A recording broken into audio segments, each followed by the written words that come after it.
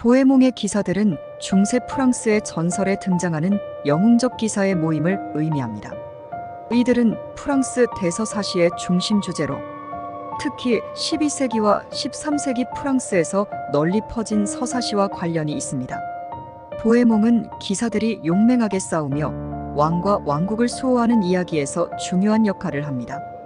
이 용어는 구체적인 역사적 사실보다는 전설과 문학에서 많이 등장하는데 중세의 기사도 정신과 용맹한 행위를 상징적으로 나타냅니다. 보헤몽은 중세의 유명한 가문명이나 지역명에서 유래했을 가능성이 높으며 이런 서사 속에서 기사들은 주로 교회를 보호하고 악과 싸우며 명예를 지키는 임무를 수행합니다. 보헤몽의 기사들은 특히 중세 문학과 전설에서 자주 언급되며 이들에 대한 이야기는 주로 샤를마뉴 데제카를로스 마그누스 시대의 역사적 사건과 전설을 기반으로 전개됩니다. 그 중에서도 롤랑의 노래와 같은 서사시에서 그들의 활약이 돋보입니다. 보헤몽이라는 이름은 실제 역사적 인물들과 연결되기도 합니다. 예를 들어 안티오키아의 보헤몽은 제1차 십자군 원정 당시 중요한 역할을 한 인물로 그의 용맹과 전략적 리더십이 중세 전설과 합쳐져 영웅적인 기사의 이미지를 강화시켰습니다. 보헤몽은 프랑스의 노르망디 가문 출신으로 이탈리아 남부와 시칠리아에서 상당한 영향력을 행사한 인물입니다. 이와 관련된 서사시는 중세 프랑스의 샹송 드 제스트라는 형태로 기록되었으며 이 장르는 영웅적인 행위나 전투를 묘사한 장대한 시입니다. 보헤몽의 기사들은 이러한 이야기 속에서 교회, 군주, 왕국을 위해 싸우는 용맹한 기사들로 묘사되며 그들의 주요 덕목은 충성, 용맹, 명예로 요약됩니다. 또한 이들의 이야기는 단순한 무용담을 넘어서 당시 사회적, 정치적 가치관과도 밀접하게 연결되어 있습니다.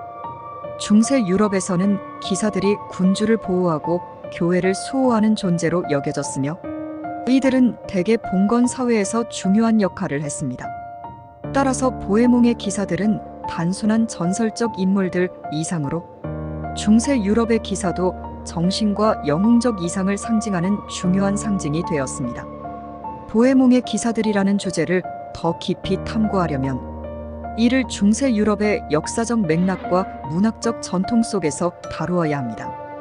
보헤몽이라는 이름은 여러 역사적 인물과 관련이 있으며 이들 중 일부는 문학과 전설에서 영웅적 인물로 그려졌습니다. 1. 보헤몽의 역사적 배경.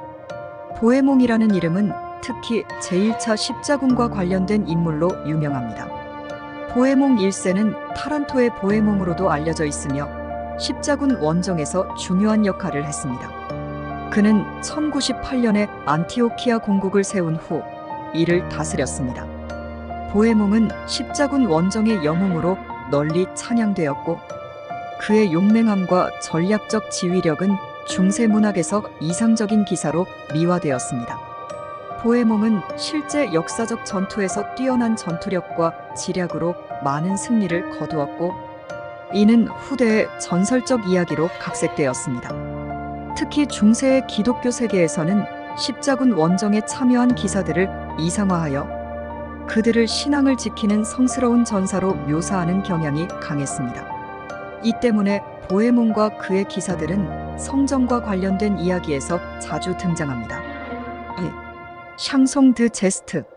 보헤몽의 기사들은 샹송 드 제스트라는 중세 프랑스의 서사시 장르에 속할 가능성이 높습니다. 이 장르는 주로 11세기에서 13세기 사이에 유럽 전역에서 유행했으며 주요 주제로 기사도의 정신, 충성심, 명예, 그리고 신앙을 다루었습니다. 이러한 서사시에서 기사들은 주로 군주를 위해 싸우며 그들의 희생과 헌신이 중심이 됩니다. 샤를마뉴 대제의 궁정과 관련된 이야기, 즉 카롤링거 전설에서 영감을 받은 이야기들이 많습니다. 이 전설에서는 샤를마뉴와 그의 충성스러운 기사들이 적들과 맞서 싸우며 유럽을 방어하는 내용을 다룹니다. 롤랑의 노래는 이러한 전설 중 가장 유명한 작품이며 많은 유사한 서사시들이 중세 유럽 전역에서 만들어졌습니다. 보헤몬과 그의 기사들도 이러한 전통에서 영웅적인 존재로 묘사됩니다. 3. 기사도의 이상. 중세 유럽에서 기사는 단순한 군인이 아니었습니다. 그들은 명예, 용맹, 충성, 그리고 기독교 신앙을 실천하는 존재로 여겨졌습니다. 기사도 정신은 기사들이 따라야 할 규범을 정의했으며 이 규범은 보헤몽의 기사들에게도 적용되었습니다. 이들은 왕과 교회에 대한 충성을 바탕으로 싸웠으며 악을 물리치고 정의를 지키는 것이 그들의 주요 임무였습니다. 기사도의 이상은 또한 기사들 간의 형제애와 결속을 중요시했으며 이들은 종종 군주에게만 충성하는 것이 아니라 서로에게도 깊은 충성심을 가지고 있었습니다. 이러한 충성심과 동료애는 보헤몽의 기사들 이야기에서도 중요한 요소로 등장합니다. 4. 중세 유럽에서의 기사와 십자군.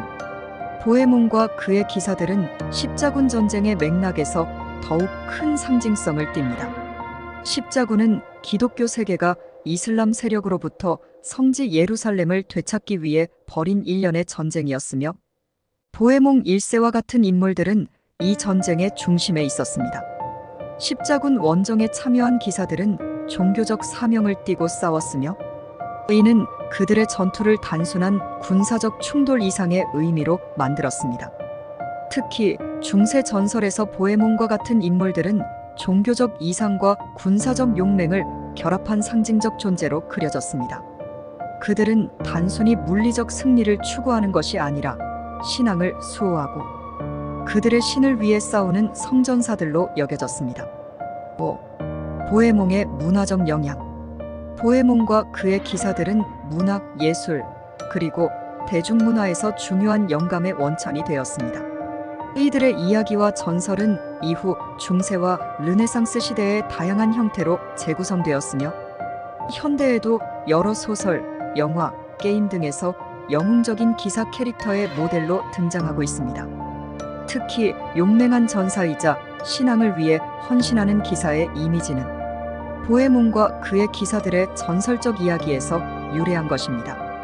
결론적으로 보헤몽의 기사들은 중세 유럽의 역사와 문학에서 중요한 위치를 차지하며 이들은 중세 사회의 이상적인 기사의 모습을 대표하는 상징적 존재로 남아 있습니다. 보헤몽의 기사들에 대해 더 깊이 탐구하려면 이들이 어떤 역사적 사건이나 문학적 전통과 연관되었는지, 그리고 그들이 중세 사회에 미친 영향을 다각적으로 분석할 필요가 있습니다.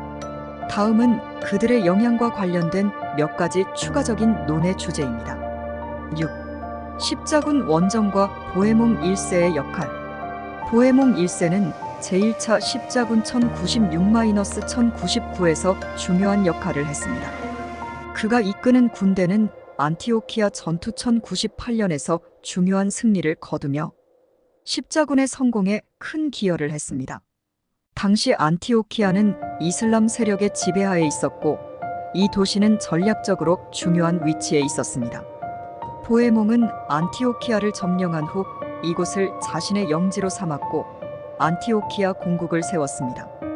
십자군 원정은 단순한 군사적 정복이 아니라 종교적 사명을 수행하는 전쟁으로 간주되었기 때문에 보헤몽과 같은 인물들은 그 시대의 성전사로서 영웅적인 위치에 올랐습니다.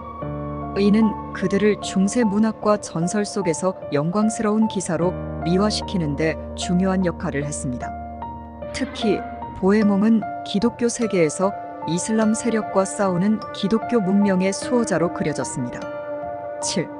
중세의 기사제도와 봉건 사회. 보헤몽의 기사들은 단순히 군사적 엘리트일 뿐만 아니라 중세 유럽의 봉건 제도와 밀접한 관련이 있습니다.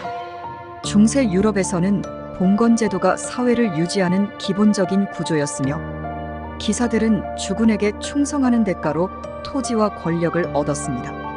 보헤몽과 그의 기사들은 이 체제의 핵심에 위치한 인물들이었으며 그들의 충성심과 용맹은 봉건 제도의 지속성을 보장하는 데 중요한 역할을 했습니다. 봉건 사회에서 기사들은 단순한 전사 이상이었습니다. 그들은 지역 사회의 리더였으며 교회와 왕국을 위해 싸우는 존재로서 도덕적 이상을 대표했습니다. 보헤몽의 기사들도 이러한 이상을 따르는 인물들로 묘사되었고 그들의 행동은 중세 사회에서 권위와 질서를 유지하는 데 기여했습니다. 8. 성스러운 전쟁과 종교적 상징. 보헤몽과 그의 기사들이 등장하는 전설은 단순히 역사적 사실에 기반한 이야기가 아닙니다. 이들은 중세 기독교 세계에서 종교적 상징으로 작용했습니다. 십자군 전쟁은 단순한 정치적, 군사적 사건이 아니라 신앙을 지키기 위한 전쟁으로 여겨졌으며 보헤몽과 그의 기사들은 이러한 맥락에서 영웅적이고 성스러운 인물들로 묘사되었습니다. 보헤몽의 기사들이 싸운 전쟁은 단순한 영토 확장이나 정복이 아니라 기독교 세계를 보호하고 이슬람 세력으로부터 성지를 되찾기 위한 신성한 임무로 간주되었습니다. 이 때문에 보헤몽과 같은 인물들은 단순한 전사라기보다는 성전사로 불리며 그들의 행위는 신앙적 차원에서 평가되었습니다. 이러한 종교적 요소는 그들의 이야기가 단순한 군사적 서사에서 더 큰 의미를 지니게 하는데 중요한 역할을 했습니다. 9. 문학 속에서의 보헤몽의 기사들. 보헤몽의 기사들이 등장하는 이야기는 중세 문학에서 중요한 주제였습니다. 이들 이야기 중 많은 부분이 샹송 드 제스트나 기사도 로망스 형태로 전해졌으며 특히 롤랑의 노래와 같은 서사시와 유사한 형태로 전개되었습니다. 문학 속에서 보헤몽과 그의 기사들은 이상적 기사로 그려지며 그들의 용맹함, 충성심, 그리고 신앙은 그들이 추구하는 가장 중요한 가치였습니다. 중세 서사시에서는 종종 기사들의 전투와 모험이 초자연적 요소와 결합되었으며 이러한 요소들은 그들의 이야기를 더욱 신화적이고 상징적으로 만들었습니다. 예를 들어 보헤몽과 그의 기사들이 등장하는 전설에서는 악마와의 싸움, 기적적인 승리, 그리고 신의 가호를 받는 장면들이 자주 등장합니다. 이는 중세 유럽의 기독교적 세계관과 기사도의 이상을 반영하며 이들 이야기의 주요 주제는 신앙에 기반한 정의와 승리였습니다. 10. 보헤몽의 유산과 현대적 해석. 보헤몽과 그의 기사들의 이야기는 현대에도 다양한 방식으로 해석되고 있습니다. 중세의 기사도 전설은 현대의 영화, 문학, 게임 등에서 여전히 큰 영감을 주는 주제입니다. 보헤몽과 그의 기사들이 추구한 이상적 가치는 여전히 많은 사람들에게 감동을 주며 그들의 용맹과 충성심은 영웅 서사에서 자주 다루어집니다. 현대 문화에서 보헤몽의 이야기는 때로는 십자군 전쟁의 잔혹함과 상반된 맥락에서 비판적으로 조명되기도 하지만 여전히 정의와 신앙을 위해 싸우는 영웅적 기사의 상징으로 남아 있습니다. 특히 게임과 영화에서는 중세의 기사들이 펼치는 모험과 전투가 중심 주제로 자주 등장하며 보헤몽과 같은 인물들은 여전히 이상적 기사로 묘사됩니다. 결론. 보헤몽의 기사들은 중세의 역사적 사건과 문학적 상징이 결합된 중요한 전설적 존재들입니다. 그들은 십자군 전쟁의 맥락에서 기독교 세계의 수호자로 묘사되었고 그들의 용맹과 충성은 봉건 사회와 기사도 정신의 핵심이 되었습니다. 보헤몽과 그의 기사들의 이야기는 그들의 시대적 맥락에서 중요한 의미를 지니며 현대에도 여전히 영웅적이고 상징적인 존재로 남아 있습니다.